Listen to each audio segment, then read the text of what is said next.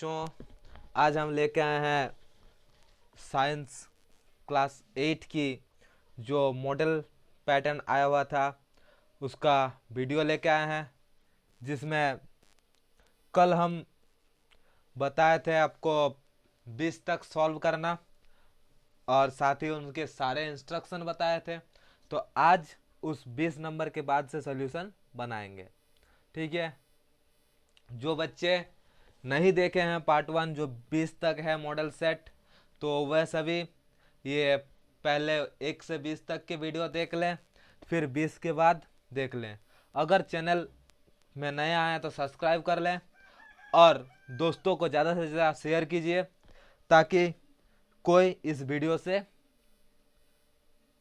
किसी को यह वीडियो छूटे नहीं। ठीक, चलिए शुरू करते हैं। कल हम 20 तक बताए थे, आज 20 के बाद से शुरू करेंगे।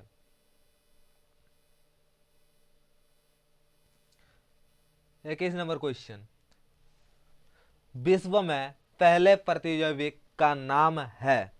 विश्व का जो है पहला प्रतिजैविक क्या था? एक नंबर है टेट्रासाइक्लिन, दूसरा स्ट्रेप्टोमाइसिन, तीसरा एरिथ्रोमाइसिन और चौथा क्या है? पेनिसिलिन। तो विश्व की जो पहली है प्रतिजैविक यानी एंटीबायोटिक, तो सबसे पहली एंटीबायोटिक यही है, पेनिसिलिन। पेनिसिलिन जो एंटीबायोटिक है वह सबसे पहले खोज की गई थी, जिसे अलेक्जेंडर फ्लेमिंग ने खोज किया था। वह दूसरे क्वेश्चन हो गया। ठीक है, तो विश्व के सबसे पहले प्रतिजैविक पेनिसिलिन। ठीक, इंग्लिश मीडियम वाले फर्स्ट एंटीबायोटिक पेनिसिलिन। नेक्स्ट, पानी में हाइड्रोजन एवं ऑक्सीजन का अनुपात क्या होता है? तो पानी को क्या कहते हैं, उसका संकेत क्या होता है? H2O। H2O यानी H जो है वह 2 होता है और अनुपात में ऑक्सीजन 1 होता है, तो 2:1 इसका सही आंसर होगा। ऑप्शन नंबर 1 में जो दिख रहा है 2:1। ठीक है, ratio of hydrogen and oxygen, English वाले मीडियम वाले पढ़ लीजिएगा। ठीक है, 23 नंबर, निम्नलिखित में से किस जीव में द्विखंडन द्वारा जनन होता है? तो द्विखंडन यानी 2 बार टूटने से। कितना? एक जो मातृजीव है इस तरीके से कोई, ये 2 जीव में टूट जाती है, तो इसी को कहते हैं द्विखंडन। ठीक है, तो द्विखंडन किसमें होता है? एक नंबर हाइड्रा, दूसरा पैरामेसियम, तीसरा अमीबा, चौथा बैक्टीरिया। तो यह द्विखंडन होता है, द्विखंडन अमीबा में होता है। द्विखंडन किसमें होता है? अमीबा, जो कि एक कोशिक जीव है। 3 नंबर ऑप्शन, द्रव्य का दबाव गहराई के बढ़ने से, द्रव्य का दबाव जो है गहराई के बढ़ने से क्या होगा? देखिए, इस तरीके से एक बोतल लिए हैं, ड्रम लिए हैं, और इस तरीके से एक ड्रम लिए हैं। ठीक है, यहाँ पर एक छोटा सा होल किए हैं, दोनों में यहाँ पर होल हम कर दिए हैं। ये वाला होल है, इसका भी ये वाला होल हम कर दिए हैं। ठीक,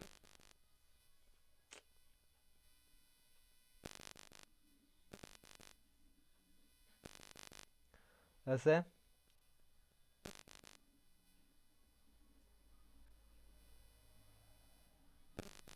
दो ड्रम बनाए हैं। ठीक, और दोनों में एक छेद किए हैं छोटा सा, इसमें भी और इसमें भी। अब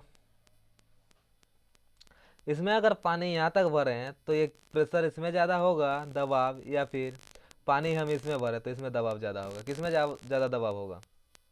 इसमें पानी हम पूरा फुल कर दिए हैं और इसमें पानी थोड़ा सा रखे हैं, तो यहाँ पर जब पानी गिरेगा वह इसमें कम गिरेगा ना, और ये अगर पूरा भरती है तो पानी ज़्यादा दूर में गिरेगा। हाँ, इसका मतलब क्या होता है? जितना ज़्यादा गहराई बढ़ेगा दबाव भी उतना ही ज़्यादा बढ़ेगा, डेप्थ जितना इंक्रीज होगा प्रेशर भी उतना ही इंक्रीज होगा। तो इसका राइट आंसर हो जाएगा बढ़ता है। ठीक है, इंक्रीज। ईंधन का उष्मीयमान का मात्रक क्या है? उष्मीयमान का मान क्या होता है? तो उष्मीयमान का मान होता है केजी, केजे पर केजी, यानी किलोजूल प्रति किलोग्राम। ठीक है, किशोर अवस्था का उम्र जो किशोर अवस्था है उनका उम्र कितना होता है, जिसे हम लोग टीन एज भी कहते हैं। टीन एज, टीन एज कहते हैं। तो टीन एज का सही उम्र, टीन कितना से शुरू होता है, 11 से 19। इसके बाद कोई टीन आता है क्या, नहीं ना। तो टीन एज 11 से 19 तक होता है, यानी किशोर अवस्था। सामान्य नेत्र के द्वारा पढ़ने के लिए सर्वाधिक सुविधाजनक दूरी। तो सामान्य नेत्र की जो सामान्य दूरी होती है वह 25 सेंटीमीटर होता है। कितना होता है दूरी, 25 सेंटीमीटर। नॉर्मल आइज का जो लेंथ होता है, मेजरमेंट होता है, वो 25 सेंटीमीटर होता है। फूलों, फलों एवं सब्जियों का बड़े पैमाने पर उत्पादन करना कहलाता है। तो सब्जी, फूल और फल ये सब हॉर्टिकल्चर के अंतर्गत आता है। ये जो हॉर्टिकल्चर है इसके अंतर्गत ये आता है। Option number B, horticulture. किस ग्रह को प्रभात का तारा अथवा संध्या का तारा कहा जाता है। तो प्रभात का तारा या संध्या का तारा किसे कहा जाता है, शुक्र ग्रह, जो कि हमारे पृथ्वी के नजदीक है और चमकता है, जो दिखाई देता है चमकते हुए। तो संध्या का तारा और सुबह का तारा कहा जाता है शुक्र ग्रह को, यानी वेनस। किस आकृति की वस्तु पर तरल घर्षण कम होता है। तरल घर्षण यानी पानी में है, पानी में हो या फिर हवा में हो। तो हवा में हवाई जहाज चलने के लिए कैसी रहती है आकृति, इस तरीके से बनाया हुआ होता है ना। और नाव भी बनेगा तो इस तरीके से बनेगा। तो इसका मतलब क्या होता है, इसमें घर्षण कम लगता है यहाँ, क्योंकि इसमें क्षेत्रफल कम है। क्षेत्रफल कम होने से घर्षण भी कम होता है। तो तरल में घर्षण कम करने के लिए नौकाकार बनाया जाती है। किसी भी वस्तु को कैसा बनाया होता है, नौका आकार, बोट शेप्ड। ठीक है। पदार्थ जो प्राकृतिक प्रक्रिया द्वारा जीवों के द्वारा अवघटित हो जाती है क्या कहलाता है। तो वह जो पदार्थ है जो डिकम्पोज हो जाते हैं उसे क्या कहते हैं, तो उसे जैव निम्नीकरणीय कहते हैं। जैव निम्नीकरणीय यानी बायोडिग्रेडेबल। क्या कहा जाता है, बायोडिग्रेडेबल। ध्वनि की प्रबलता किस कारक पर निर्भर करती है। तो ध्वनि की जो प्रबलता होती है वह किस पर निर्भर करती है, तो वह प्रबल होगा, जितना ज़्यादा उसमें आयाम बढ़ेंगे उतना ही उसका प्रबल होते जाएगा। एम्पलीट्यूड जितना बढ़ेगा उतना ही वह प्रबल होते जाएगा, बढ़ते जाएगा। विपरीत आवेश के बीच क्या प्रतिक्रिया होती है, विपरीत आवेश यानी प्लस माइनस। तो प्लस माइनस हमेशा आकर्षण करता है, यानी attract. Right answer A, attract. हरित गृह प्रभाव और विश्व तापन के लिए मुख्य रूप से उत्तरदायी गैस है। तो हरित गृह प्रभाव यानी ग्रीन हाउस इफेक्ट और ये जो विश्व तापन यानी ग्लोबल वार्मिंग कार्बन डाइऑक्साइड और मीथेन के बढ़ने से होता है, यानी ऑप्शन नंबर सी दोनों। वह पुस्तक जिसमें सभी संकटापन्न प्रजाति का रिकॉर्ड रखा जाता है कहलाता है। तो जिस पुस्तक में सभी संकटापन्न प्राणियों का रिकॉर्ड रखा जाता है,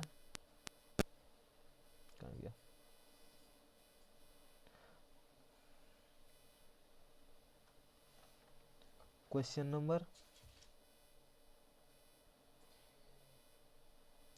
35, वह पुस्तक जिसमें सभी संकटापन्न प्रजाति का रिकॉर्ड रखा जाता है कहलाता है। तो जिसमें संकटापन्न प्रजाति का रिकॉर्ड रखा जाता है उसे रेड डाटा बुक कहते हैं।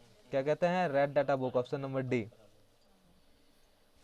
निम्न में से कौन सा पदार्थ जीवाश्म ईंधन है। तो जीवाश्म ईंधन कौन है, तो जीवाश्म ईंधन जो पहले से शुरू हुआ है, यानी जीवों के आश्म से होता है, यानी फॉसिल फ्यूल, तो वह है कोयला। कोशिका में कोशिका द्रव्य के बीच खाली संरचना होती है जिसे कहते हैं। तो कोशिका में खाली संरचना रिक्तिका कहते हैं, जिसे वैक्यूल्स कहा जाता है। कौन सी धातु कमरे के ताप पर भी वायु के साथ अभिक्रिया करती है। तो वह कौन सा धातु है जो कमरे के ताप पर वायु के साथ अभिक्रिया करता है, वो फास्फोरस होता है। तो फास्फोरस, लाल फास्फोरस। ठीक है। किण्वन प्रक्रिया की खोज किसने की थी।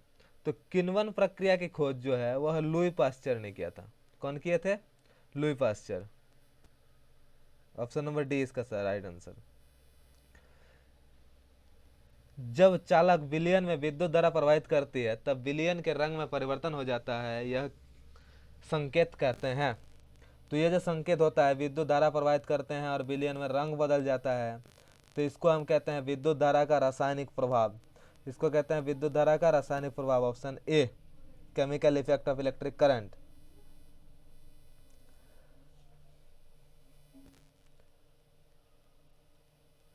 42, तरल होता है। तो तरल क्या होता है? तरल द्रव्य और गैस दोनों होता है। तरल जो होता है वह द्रव्य और गैस दोनों होता है। ठीक है।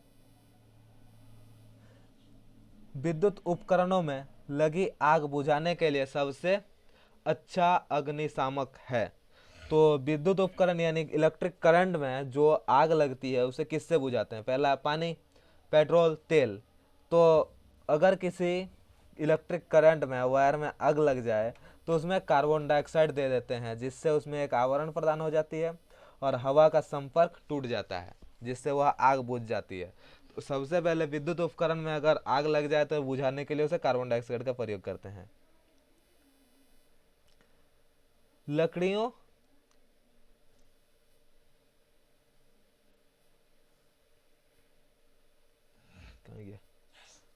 44, लड़कों के गले के सामने उभरा हुआ भाग कहलाता है। तो लड़कों के गले के सामने जो उभरा हुआ भाग होता है उसे एडम एप्पल या कंठमणि कहते हैं।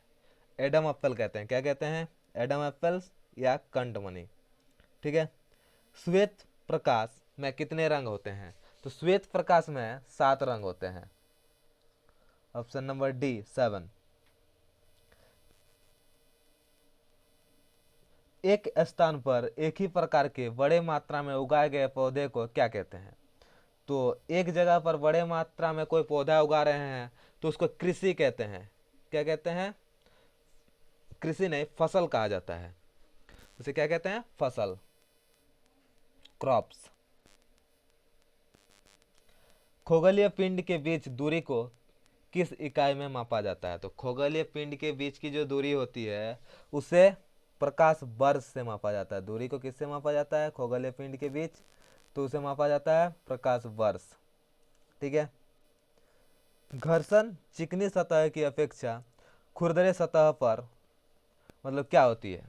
जो घर्षण है चिकनी सतह की अपेक्षा खुरदरी सतह में, तो खुरदरी सतह यानी उबड़ खाबड़ सतह, तो उबड़ खाबड़ सतह में घर्षण ज्यादा होती है, चिकनी सतह से ज्यादा होती है। ठीक है। निम्न में से कौन सा प्राकृतिक बहुलक है? तो प्राकृतिक बहुलक यानी नेचुरल पॉलीमर। तो नेचुरल पॉलीमर हम सेल्यूलोज को कहते हैं। किसको कहते हैं? सेल्यूलोज। ठीक है। जो ध्वनि सुनने में अप्रिय लगता है उसे कहते हैं। तो जो ध्वनि सुनने में एकदम खराब लगता है तो उसे क्या कहते हैं? शोर कहते हैं ना। तो ऑप्शन नंबर डी इसका राइट आंसर। चलो नेक्स्ट अगले वीडियो में मिलते हैं। आज का वीडियो इतना ही। चैनल को सब्सक्राइब कर देना बस।